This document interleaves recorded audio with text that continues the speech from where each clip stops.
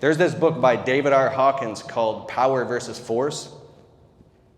And they actually measure the calibration between like shame and suffering and fear and guilt and anger all the way up to like pride.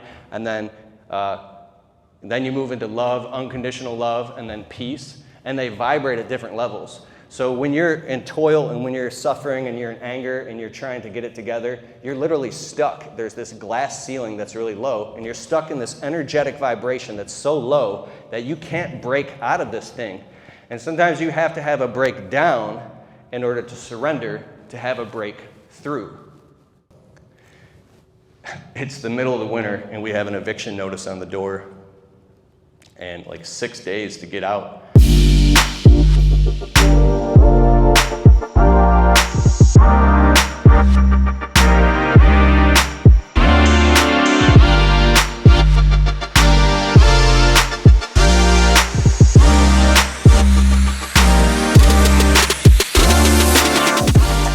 Ladies and gentlemen, I would like to give you Kalfas. What's up?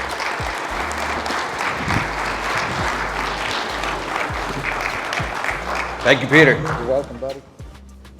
Good morning. How's everybody doing? So I want to talk about 5 P's of personal development. And these are things that are very near and dear to my heart, and I want to tell you some stories. And if we have time at the end, if anybody has any questions about YouTube or building their social media growth, we can do Q&A, and I'm really excited about that too. But the 5 P's are presence, pride, pressure, persistence, and power. And the first one is presence, and I want to get started with that. Everybody say, I'm here. I'm here. Everybody say, I'm here. I'm here. That's presence. When you're right here, right now. Live events are where you go to get your life changed. It's been really tough over the last year with the COVID thing and everybody locked in their house. And anybody can attest to that, not getting out to these live events. But I remember so many times when I was online about to buy a ticket for a convention, and then my excuses got in the way, and I didn't want to drive across the country or fly across the country, and I did it anyway. And then I met one guy or one person or even a group of guys I sat down having a dinner with, and that very conversation changed my life. I found myself at 1 a.m, like leaving a restaurant with a group of guys in tears, literally, having the breakthrough, transformational conversation that made me go back home a different man. Anybody here have that? That's what live events are about, so that's why we have to get here. But there's some things that get in the way, and it's our ego and our pride. That's the second thing, is pride. I'm going to tell you a story. Back in a couple years ago, 2018, I was at an event in Seattle, and I had the opportunity to speak there as well as about social media, but I was also coming as an attendee and a student to learn. And frankly, everybody else in the room had a bigger business than me, they made more money than me, and they had their shit together.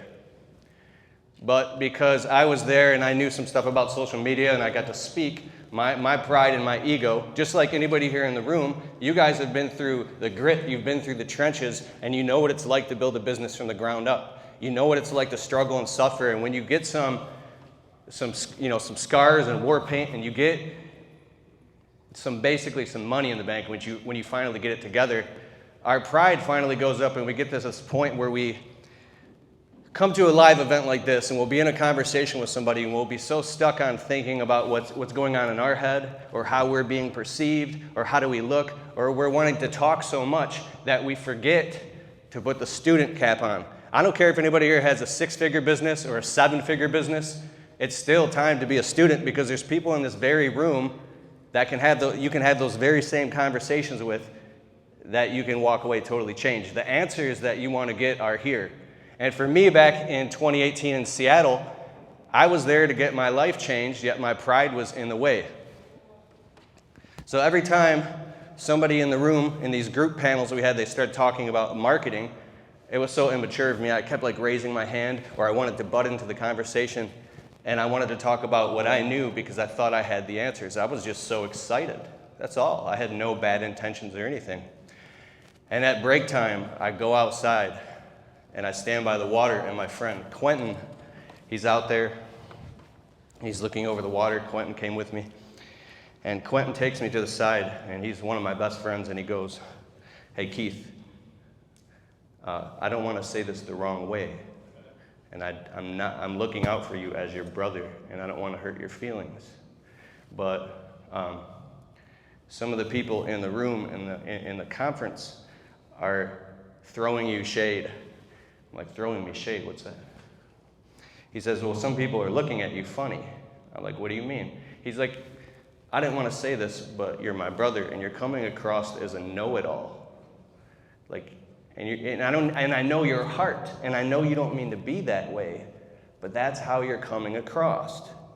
So tone it down a little." So in that moment, literally my whole body, like all my pride went away, and it just drained out of my feet, and I was scared, and tears started dripping down my face, and I felt completely embarrassed and ashamed of myself. And then I looked back in the conference center, and everybody was in there just doing their thing, right? And I looked in Quentin's eyes, and I was like, "Dude, thank you so much." He's like, "Are you all right, dude? I didn't mean to hurt your feelings." I'm like, "No." I grabbed his hand, and I shook his hand. I was like, "Thank you so much for bringing me to that level of awareness and making me present again," right? And I went back into the conference a different man, and I went in and I sat down like a fucking student, and I put my student hat on, and I put the bullshit aside, and I actually sat down, and I started going up to different tables, shaking people's hands, and I learned so much the second half of that event because I put my student hat on, right? We already know what we know, but we're here to learn something, right? Quentin is actually my video guy. He's right there. Everybody give Quentin a hand. Quentin's a man of God. Dude, I'll call him at night, and sometimes I'll have some stress, and he'll sit on the phone and pray with me. He's an amazing mentor in my life. I actually met Quentin in 2008 on Craigslist. I was buying a camera, and I showed up at his apartment, and I was all scared and shit. It was like my rent money. It was like my last $500. And Quentin, we just met, and he knew exactly how I felt because he had been there. And now through the years, I've watched him get like $100,000 in camera gear. He's a filmmaker. He does all this amazing stuff.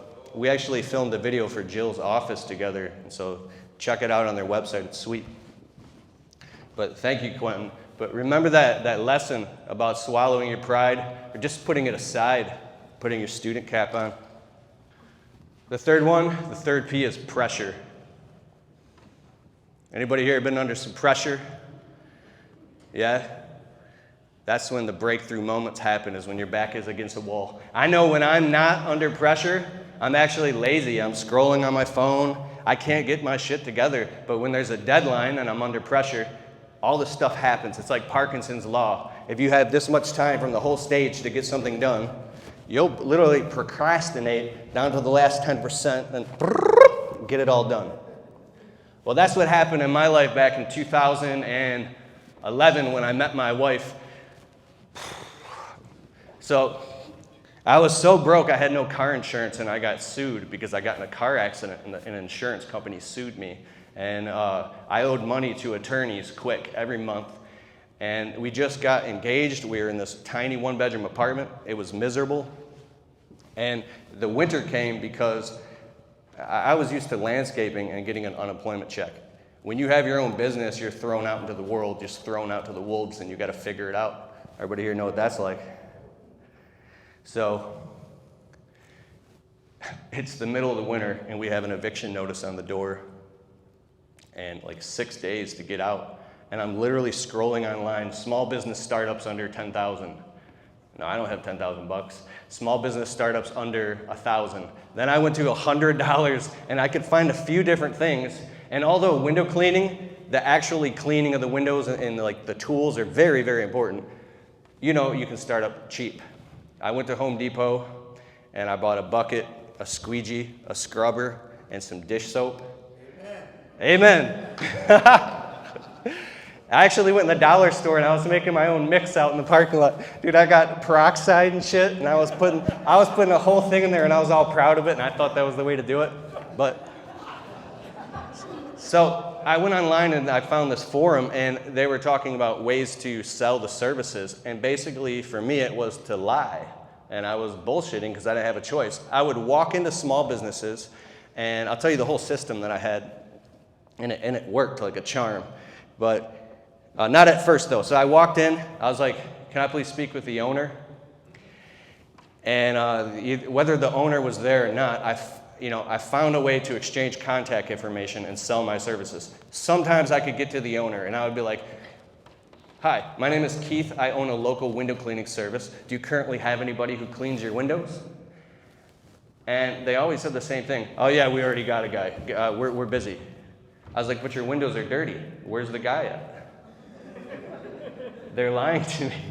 And I would stand there to the point where they would get frustrated, and then I would leave. So after doing this for a few days, I was going home with no money in my pocket and scared. It was freezing winter, and literally my fingertips were freezing. I was in this old piece of shit truck with 300,000 miles on it and rust all over it, and I was terrified.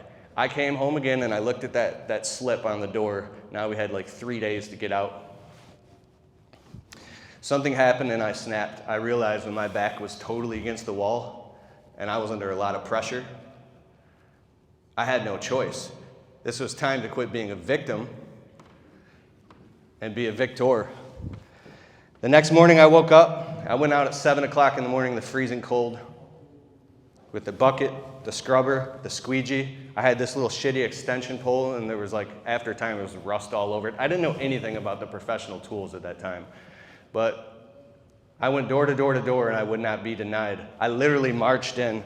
I was like, my name is Keith. I own a local window cleaning business, and your windows are dirty. I'll clean them right now for $15. They're like, no, thanks. No, I'm telling you, why are your windows dirty? This is a place. Don't you guys serve food? I'll clean them literally right. Okay, boom, $15. And I had a little receipt book from the dollar store. And I wouldn't take no for an answer. I literally went into this Chinese carry-out place. And it was like, yes, what do you want to order? And I'm like, oh, sorry, the political environment. I love Chinese people, by the way. I'm just having some fun. Can I say anything anymore? And I'm like, I'll clean your windows for $12. They were literally filthy. And they're like, no, we don't want none. And I was like, I wouldn't take no for an answer. So I just literally started cleaning the windows. And now they're arguing with me. And then they went out and they gave me $5. And now I had $20. So I did that all day. And I had this card system where I took everybody's business card and I put a number 1 if I cleaned the windows, a circle with a number 2 with a pen if they were hot, but I didn't clean them yet. 3 if it was and then 4 was definitely a no. And I had this whole system of these cards, but I went sun up till sundown until I couldn't even stand it. 2 days in a row in 48 hours. And I didn't even realize after a couple weeks, because as soon as I got home, I was literally getting on the phone, calling them, bugging the shit out of these people to clean their windows. I needed to pay my rent. I didn't care what it took. They had a problem, I had the solution. So within that 2-week period, I realized that insane drive I had to not get evicted and put my wife and my little dogs out, literally, she'd end up back living at her mom's house and I'd probably be in the fucking basement. And I've been there before. I wasn't going back to that. Now that I was getting married, I sold 42 accounts in 48 hours and built an entire window cleaning business off the ground. And I couldn't believe that I did it. Next thing you know, it was all cash. I wasn't paying any taxes. And I was literally coming home with, $100 to $200 to $300 in my pocket. And I didn't know my worth back then. All I knew is I needed to get the bills paid. I didn't know any of this existed. And we got the rent paid, and we got it done. And having my back against the wall that time, that literally changed my life. The 4th P is persistence. There's a saying that I love, and it's sometimes you got to have a breakdown in order to have a breakthrough. I love to read audiobooks. Anybody here listen to audiobooks? Nice. So you can get a subscription to audible.com for like 20 bucks a month, and you get these credits. And you can literally stand on the shoulders of giants while you're working, while you're running your business. And I don't have as much time today to listen to audiobooks because, constantly running the business. But I was able to listen to and read like 475 audiobooks. Those things changed my life, and having a breakdown to have a breakthrough really, really hit me. There's this book by David R. Hawkins called Power versus Force, and they actually measure the calibration between like shame and suffering and fear and guilt and anger all the way up to like pride, and then you move into love, unconditional love, and then peace, and they vibrate at different levels. So when you're in toil and when you're suffering and you're in anger and you're trying to get it together, you're literally stuck. There's this glass ceiling that's really low, and you're stuck in this energetic vibration that's so low that you can't break out of this thing. And sometimes you have to have a breakdown in order to surrender, to have a breakthrough. And I'll explain my breakthrough. Anybody here know who Joshua Latimer is? All right, I'm going to tell you about Joshua Latimer. He's a guy who started a window cleaning business, and he has a wife and 5 kids, but they lived in a mobile home, and he would strap a big ladder to the top of this like little 1991 red Cavalier, and he would park down the street because he was embarrassed that his customers would see his car. And he built a window cleaning business to over, $150,000 a month. And he had like 20 employees, and he did it all literally from scratch. And this guy became a coach, and he became a mentor to me. And I became friends with this guy back in 2016, and he changed my life. You can look him up online. So I was out there hustling and scrambling, landscaping and window cleaning, day in, day out. Literally, anybody here work 80, 90 hours a week before?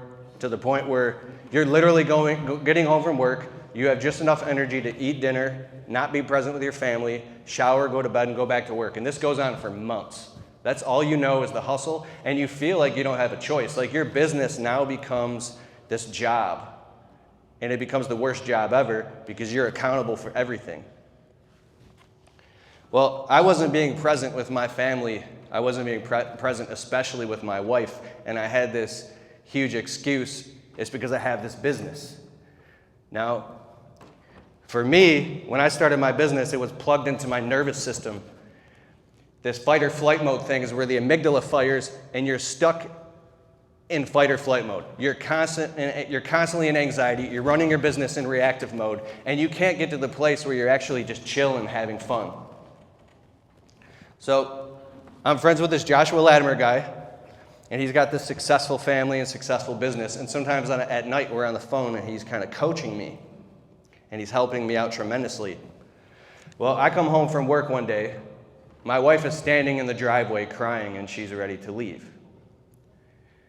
Like, she wants to go back to her mom's, she's throwing the D word around, we've been getting a lot of fights lately, and I still have this massive excuse that I can't find the time to spend with her because I have to build this business and pay these bills, pay off this debt, pay off these attorneys. But even though I had actually paid off a lot of the bills and the attorneys, I was still in that survival mode, and I still wasn't being present with my wife. So we had gotten in enough fights, and at some point I snapped. I felt so unworthy. I was like, maybe this isn't going to work. I never wanted to consider that, getting a divorce. It was totally out of the question for me, but when you go through enough pain long enough with somebody that you're supposed to love, you get to that point. And so there I am, I'm in my truck, and I have my most valuable belongings with me, my cash. I have my safe with my silver bars, because I knew she would take that shit. And I literally have like my landscaping tools and all that, and it's the middle of July, and I'm driving, sitting in traffic, completely void of energy and depressed, because I'm like seriously about to get a divorce, and my whole life is flashing before my eyes. This is the first time I actually packed my shit. And in this weirdest thing, Joshua Latimer calls me in that moment, and I'm on the phone with him. He's like, "What's going on, Keith?" I'm like, "You want to know the truth?" And I told him. He goes, "What?" Like, this is, if you ever meet Josh, this is how he talks. If you say something that's out of line to him, he will literally talk to you like you're fucking crazy. I'm serious, dude. He's the nicest guy in the world, but he will put your ass in line in 2 seconds. And he's like, "What? You're out driving with you? Where are you going?" I'm like, "I don't know, man. This isn't working." He's like, "Bro, your wife, she doesn't want you to leave. What are you talking about?" I'm like, "She told me to get the fuck out." And he's like, "She just wants you, man. She just wants to be with you. The only reason you guys are fighting so much and she's so upset is because she just wants your presence. She wants your love. She wants your attention." And I'm like, "Well, I can't give that to her because I don't have the time."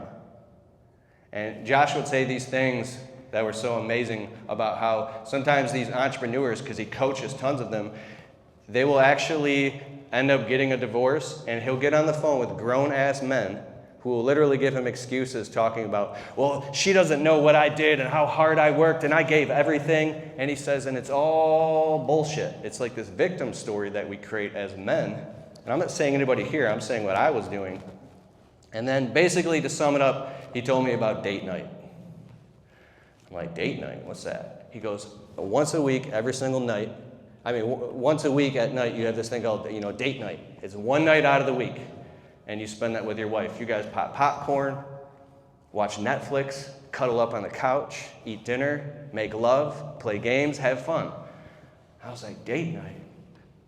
So I like, he somehow talks me into seeing my marriage as this beautiful opportunity. And I literally turn the truck around, and I'm driving back. I pull up in the driveway, and now I'm a changed man, right? I look, and all my shit's in the truck. I'm like, I just packed all this. Because I used to storm and get pissed. You ever storm out and you start grabbing your fucking laundry and all your shit out of the closets? You're like, "I'm fucking done. I'm leaving." It's like the ultimate statement. And it was me just trying to get a reaction out of her. But anyways. I walk back in the house, and she thought I was gone. And I walk in the house with a totally different look on my face. And she looks at me, and she smirks. She's like, "What are you doing back here?" I'm like, "I want to do date night." So we tried it. We locked down Tuesday nights, every single Tuesday night. But it didn't work at first. The first Tuesday night, we're going out to eat at a restaurant. I just got off work. I got a million things going on. The phone is ringing off the hook. I had no hours of operation. And now I'm in the car. I felt like I was locked in the car with her, being forced to go do this date night thing. And I wanted to literally jump out of the fucking car because I felt like I couldn't do it. It was this excuse. And we got in a couple fights, but then we locked this thing in. And we have consecutively, aside from maybe if we're like out of town or something, we have consistently had date night for 5 years in a row now, every single Tuesday night, and it's been the foundation and change of our marriage. And I even follow up with Joshua Latimer. He said, no. Date night is something you look forward to. Forward to. I'm like, wait a second, so now I have the perfect excuse to work my ass off all week. So then when Tuesday evening comes, I can shut my phone off. And now I find myself, I'm so excited about date night that on Tuesday nights, we're literally watching Netflix, we're going out to eat, we're popping popcorn. We've watched so many funny movies. We actually watched all the Indiana Jones series again, and we rub each other's feet on the couch, and I'm totally in love with my wife and totally happy, and I really believe that's the foundation of a healthy marriage is that time, and I'm very thankful for that. And my wife's actually, is she back there? Oh, did she disappear on me? But I believe that's very, very important when it comes to running a business, is the personal life not blending in to where there's literally no boundaries, because you can get messed up quick. So it took that breakdown for me to have that breakthrough. And here's the next breakthrough. You know, real quick, is anybody here married? Raise your hands. Nice. I'm not calling anybody out, but I would just really like to say, really take a mental note of that and document that, because it's a game changer and it's a life changer. One other thing to add, does anybody here have children? Nice. I don't have any yet, I have dogs. But I will have children one day soon. Joshua Latimer also does this thing, he has kids like Maverick and Tucker, so he does Maverick Monday and Tucker Tuesday. So once a week, he spends at least 1 hour of incomplete, undivided presence and attention with each of his people in his family every night of the week. I'm like, dude, you're like the most amazing dad ever. But it's really not that hard, and it's huge and foundational. So the next breakdown that I had was not knowing my worth and putting now my clients before myself. By 2017, I fell into a deep depression where I was literally lying in bed every day after work. And I literally went and looked in my eyes in the mirror, and I thought that I was dying and starting to pass away. And I'm like, maybe I already fulfilled my purpose in this life, and I'm literally gonna die. It was bad. And I realized it was because I had no energy, because I was putting all my clients and everybody and everything. I just wanted to help people, but I wasn't aware that there was a deep underlying feeling of guilt coming from unworthiness and stemming from a broken childhood, a broken home, growing up in poverty, living on food stamps. I actually was terrified of becoming successful because I was terrified it would make me a bad person, or that people that I grew up with or people in my family would judge me. Anybody have that or share that? Okay. So I'm standing in the kitchen with her. We get in another fight. And we don't actually even fight that much, maybe like once a month. But she brought this thing to my attention, my wife Ashley, and she says,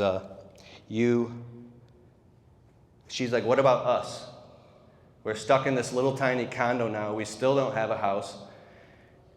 And I'm going around helping all these people on social media. I'm up on the phone late at night, and I'm constantly giving of myself to the point where I'm not giving back to my own family. I'm like, I was afraid to do it. And at the heat of this argument, she screamed at me. And I used to kind of put my head in the sand about that. She literally started just fucking screaming at me into the kitchen until I got it, and I'm in tears again. And then I saw it, and I realized, oh my God, I'm putting everybody before myself out of this crazy thing. And I flipped and did a 180, and then I became obsessed with healthy boundaries and telling people no, hours of operation, qualifying clients, raising all my prices. Like, I took this leap. I was like, oh my God, I'm already dead. My business is going nowhere. So I literally started raising the prices as high as I could possibly, and just taking these leaps of faith. And I always had this goal. I'm like, if I get $50,000 in the bank, I'll feel safe. And I did it. The final P is power. That's number 5. And that's when you move from a place of feeling like you're not worthy, of being completely worthy. You move to a place of power, and that's where you're fucking getting it. This thing happens, this worth rises up inside you, and now nothing is impossible for you. Who here is in that place? Is anybody here in that place where you're just crushing it? Who here is crushing it? Nice. So after going through all that and finally realizing my worth, my income doubled in 2020. And I started making more money than I had ever made in my life. And it wasn't about money, it was about worth. The two were directly tied to one another.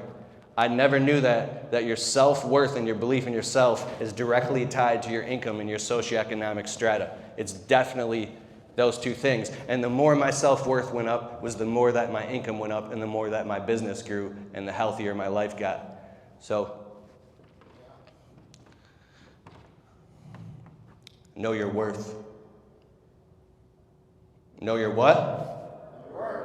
You know your what? Exactly.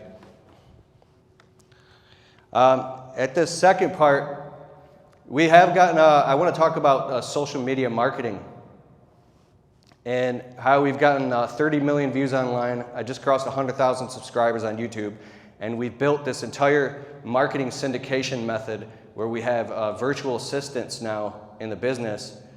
Basically, the marketing is automated, and I still have some work to do with my service business because I'm very, very much in love with the media side. But I want to go to a Q&A, and I want to know if anybody needs any help or wants to learn anything or wants to discuss about how to automate the marketing in your business as far as video content and YouTube, or does anybody here want to start a YouTube channel or film their job sites or put videos out? Anybody? So how do you start the YouTube and create a list and video idea, content, topics, and start publishing it? Now, is this for your clients to see, for marketing your business, for internally for employees? Internally for employees. For training? Training. Okay, so I would start a YouTube channel if you want to train your employees. And there's something really interesting. There's a guy named Brandon Vaughn. Who here knows him? All right, Brandon is awesome, and I'm friends with Brandon. And so I started this whole YouTube channel and put out literally thousands of videos that have gotten millions of views online. But Brandon did something very interesting with his business, as far as I'm aware, did this whole internal video training process. So he did all of that, but internally for his internal customers, which are his employees. And there's two ways you can do that. And one is for free, the other one is paid. If you have a training program, you want to train your employees, you can use something like ClickFunnels or Kajabi, Udemy, Thinkific, any of these online course creation websites. You can subscribe for $60 to $100 a month or more, and then build it all in there. But on YouTube, if you want to do that, that's pretty smart. I'm glad you brought that up. So there's two different types of YouTube. There's YouTube, but you can have public or you can have a private channel that basically you don't want all your clients to see. So how you would do that is you would not put all the SEO of your business and the business location, the address, and anything that would show up in Google algorithm so your clients don't see it. Or you can make it just an unlisted list. So you can actually do all of this on a mobile device right on your phone. Download the YouTube app, the YouTube Creator Studio app, and then create a curriculum based on pillars. So I don't know the ins and outs of your business, but if you have pillars of education, you can have, let's see, there's marketing, administration, productivity, and systems. So if you're on productivity and you're doing employee training out in the field and you're filming the videos, you would have, if one of your lead techs are training an employee, you could have even the employee sit there and film the lead tech teaching the employee how to do the window cleaning or the power washing, and just literally talk the whole process out. And then title that video underneath that pillar of marketing, administration, of productivity, right? So that's training out in the field. So when you build out the curriculum or you build out the mind map, you can actually, I whiteboard all this stuff out when I create online content. And then I create a bunch of boxes. Now you can put those on a YouTube list. It's called a playlist, and you do that on a laptop. And call that laptop, out in the field or tech training specifically. And then you can literally speak it all out and do it all with an iPhone. I mean, once you build up this content library and it's there and you flesh it all out, you can go back in and look at it and see where you need to check it and adjust it, and maybe you'll have to refilm something. But once you build that out on YouTube, and you can talk to me after, I mean, that's a phenomenal genius idea for training employees, because now they can actually take it on their mobile device just sitting there. You can hand them an iPad. But what I like about that versus getting like a Kajabi account, which is an online course, is you can have assessments and quizzes. You can download. They can have PDF downloads and have an actual curriculum-based training. By the time they're done with it, they have full comprehension of how to do the thing. So, okay, Any other questions? Yeah, the number one thing that you would want to put in a social media post to boost your SEO, that all actually ties back to, so what's the demographic and the psychographic of your customer avatar? What's the conversation that's going on in their head? So if they're cold, you would talk to them in a general way. But if they're hot and you're looking for somebody that has a pain, that a problem they're ready to solve and they're ready to buy, depending on who you're marketing that content to, in front of which audience, is how you would change the messaging, right, in that social media post. So if it's a previous client or it's the hot time of year, you could literally come out with an offer and say, buy this thing or hire us for this service, and have an urgency and an offer that says, valid for 30 days, or this is a coupon, buy now, click here. The more plain and simple it is, the better. But on the back end of the SEO is the keyword research. You can get an app by Neil Patel, it's called Uber Suggest. We actually do keyword research now for everything that we post. And you can look and you can see the density and weight of each individual keyword of what you're saying. So like for me on YouTube, if I can find a way to use the word business or insurance, words like attorney, agency, these specific words hold a lot of weight in SEO. So you have $5 words, which are like, let's see. Fish is a $5 word, but shark is a $100 word because it makes people respond, and it's more specific than fish. Fish is general, shark is specific. So when you have specificity and compound words like window cleaning, for me it would be Macomb is my county. So you have organic and you have paid. If you're paying for the traffic and you're posting it like Facebook ads, then it doesn't matter as much. You want to go directly into the psychology of what's going to make the customer click and respond for a high click-through rate. But if you're dealing with organic, then you have to do keyword research and actually go and create a Google Doc and make lists of your top highest performing keywords. If you have 100 of them, do the 80-20 rule and take the top 20% and then try to use those the most. And that's a good way to start for beginners. Uber Suggest is a good tool for that. Does that answer your question? Okay, awesome. I like what you said for advertising your business. So this is something potentially you want your clients to see. And you said you spent like 12 hours making a video, and that is a long time. Now, in my experience, if you're making, because there's different types of content, there's off the cuff where you just take your phone out and you just talk and walk and you press upload and you share your experience live on the spot. That's all actually very valuable. Then the higher level of content is top shelf, where you're spending a lot more time with the editing, B-roll, maybe even voiceovers. You're doing nice little cuts. You're doing this very beautiful footage where you're panning around what you're doing. You might fly a drone up. If you're using different cameras and drones, that can get so complex so quickly that now you can spend 12 or 40 hours shooting a video. We spend about 12 hours per video that we make on my YouTube channel. And you can also outsource that on Upwork.com by hiring editors to edit it all for you. So if your time is worth $250 an hour or something, and you guys are spending, or you're spending 12 hours editing a video, in my opinion, you're better off just hiring somebody on Upwork for $20 an hour.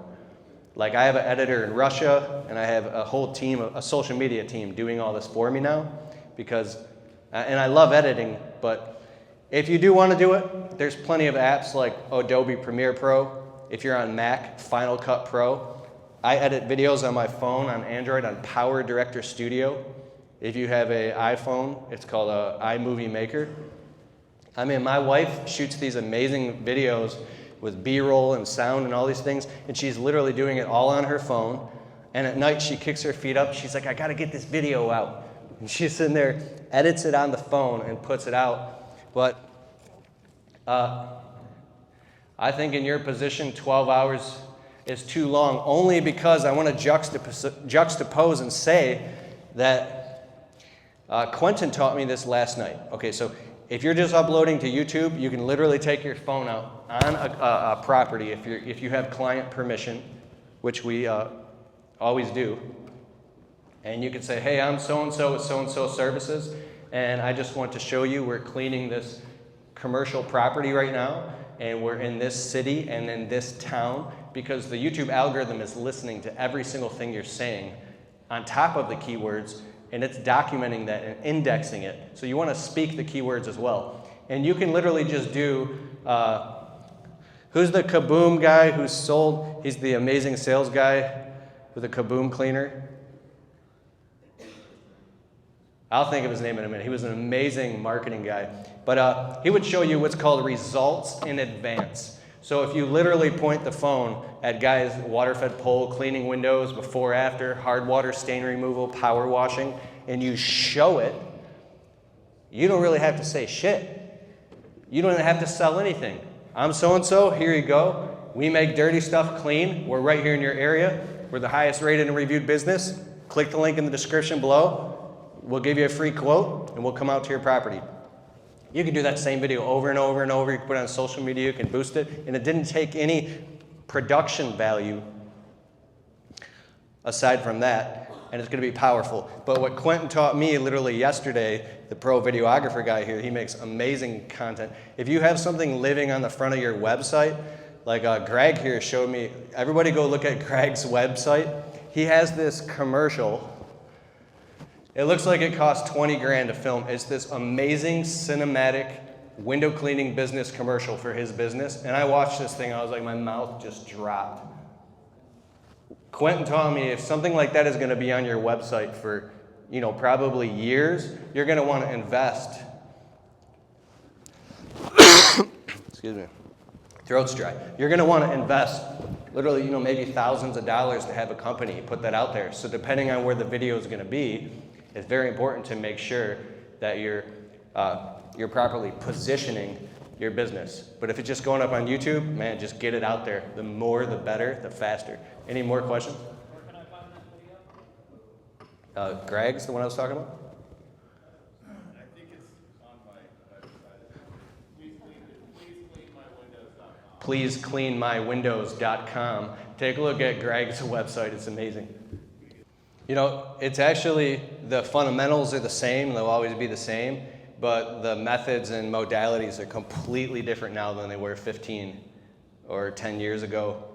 And because back in 2006, 7, 8, 9, 10, and 11, people were just posting things on social media like corporate companies and businesses, not understanding the market and kind of like just blindly posting things to get engagement. And you've seen these companies that have business pages, like every 48 hours something is posting, it's not getting any engagement.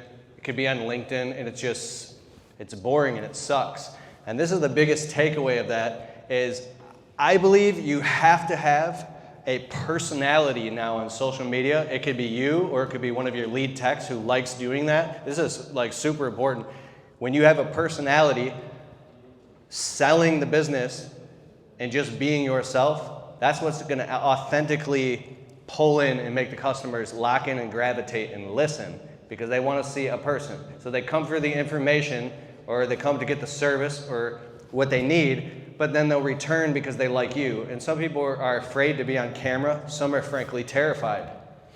But there's a guy named Ben Stein who made he became famous being the most boring guy in the world. If you're boring on camera, you literally could be a rock star to your clients because you're exactly what they're looking for. So just be yourself with the volume turned all the way up. And I challenge you to take your phone out, just start posting it and trying it. Even if you're scared, press the upload button and it'll work. So literally, I think find that person to start posting and create a personality on the camera and do that. And that'll get way more engagement than just making a bunch of random posts to promote your business. You're saying if you have somebody in your company who becomes the social media guy and he becomes a rock star, he or she, and starts bringing in a bunch of leads for the business, rewarding them in some way or moving them up. There's a guy, Tussy Landscaping. He's a great guy. I'll think of his name in a minute here. He actually became that guy, and I met him at Aquascape, this event, and he literally builds ponds and water features for, he works at a company, but he was so good and so obsessed with social media. When you go on Tussey Landscaping's YouTube channel and on their website, there's these beautiful, epic cinematic videos. He's literally got clients signing forms, and some of the clients will sit down and they have professional lighting, and they'll interview the clients with professional microphones, and he'll literally prop up like a director's chair, and he'll sit in front of this, on a property and tell the story about that property, tell the story about the project, and everything, beginning to end. And while he's talking, there's this beautiful B-roll footage and drone footage telling all about it. And each and every video is like a commercial. And I don't know how he's compensated, but every time I see him, he's smiling and shit. Right. And because part of him, he must love doing that. But I would like to find that out and get back with you, because that's a huge question for how do you reward somebody if they become a rock star in your business, helping with all the media, because that's a major role. It's a marketing position. There was another question, and I missed you, sir. What's up? Hey, what's up, brother? Yeah, so he asked, he's been watching some marketing gurus talk about how LinkedIn is a kind of a blue ocean, a hotspot. And even though I do post on LinkedIn, I don't specialize in it. I know we do post on there semi-regularly, and they're opening up all these new features like LinkedIn Stories, and I think you can go live now. And so the engagement is higher, because what these social media platforms will do is they'll open up new features and they'll make it easy to get a lot of traffic. Their algorithm opens up so you can get more exposure, so it becomes a blue ocean, kind of like they did with TikTok. I had a friend posting on TikTok, and he was getting like 500,000 views per video just posting random crap, which it really didn't benefit him in his business. But with something like LinkedIn, yeah, but I think that's why, but I don't know, because I don't have the time to be on there like that. And the type of content that I post isn't really something I want on LinkedIn. But I think because of where your client base is, LinkedIn would be huge. Like less Instagram, no TikTok, no Snapchat, Facebook and LinkedIn would be huge for that. And writing well-worded blog posts, articles, and then posting them on LinkedIn for your clients to follow that cookie trail to get them onto your website if they're a potential customer, yeah. How do you motivate and encourage your staff to post videos? So nobody that works for me does any of that. I do it myself, but I have like 8 virtual assistants helping me do that, and they're posting and chopping up content for me all the time. And what I found was when I hire people, because I've probably been through, 30 virtual assistants. And I've even, Kurt Kempton here, I've called him up on Voxer, Kurt from Responsibid, and I was asking his advice about virtual assistants at one time, and he gave me a ton of great advice. Thanks, Kurt. But some people, if they don't like doing it and that's not what they do, they're never going to do it. And if you force them to do it or try to coerce them to do it, they might do it for a minute and then they'll stop doing it. I think it's about finding people who love doing that and they're so excited about doing it that you literally have to pump the brakes on them and help guide them and curve them what type of content to post and not post, and just let them go at it. The virtual assistants that I found on Upwork.com that helped me with marketing my business, I mean, they post so much stuff. Sometimes they post stuff I don't even like, and I have to create all these rules and boundaries for them. So go on Upwork.com and hire a virtual assistant to help you post if you can't find somebody on your staff to do it. And I promise you, while you're at an event like this, or you're out selling jobs, or you're doing the books in your business, and then you turn on social media for your business, you're like, oh my God, my virtual assistant posted 2 awesome things today, and my other virtual assistant is writing a new article, and this one is posting this. You're like, yes.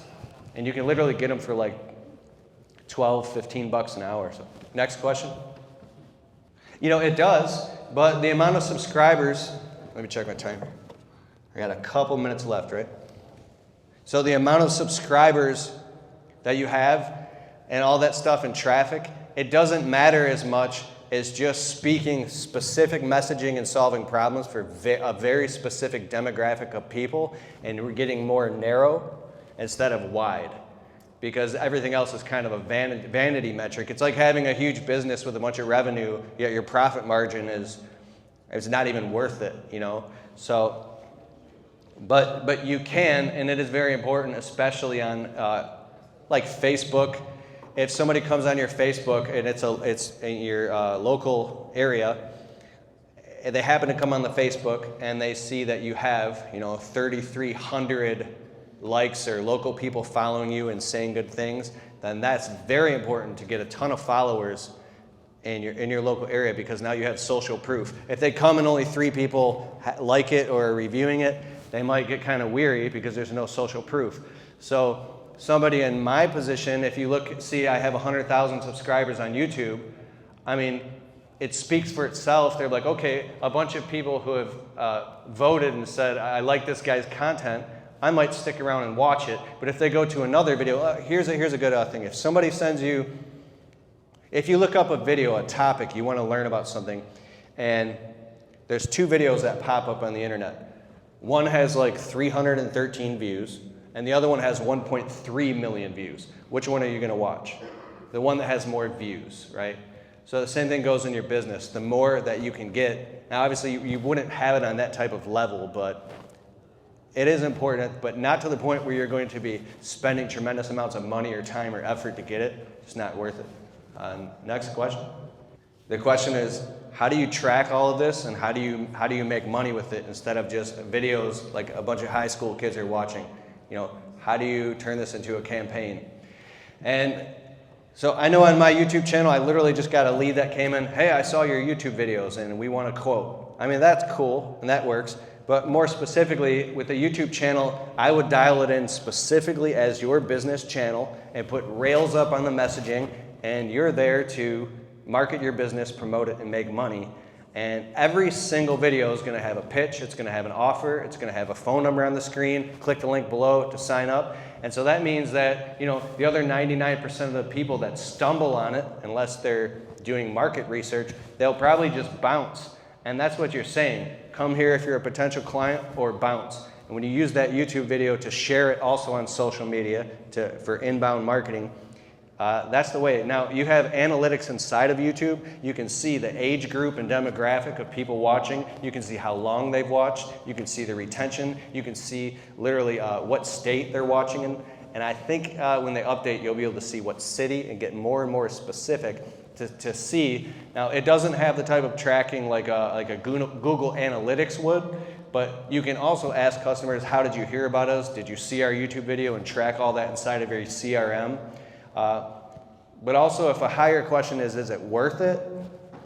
I'd say it's definitely worth it, because if you shoot high quality videos that you also have on your website and on YouTube, it's more places that you can repurpose and syndicate, which I mean is chop up and share that message. So you could take that same video that's on YouTube and you can share it on IGTV, you can share it on LinkedIn, you can share it on Facebook natively, upload that same video to 5 different platforms, and now you've just repurposed that video 5 times for 5 times the leverage. So it's definitely worth it from that aspect.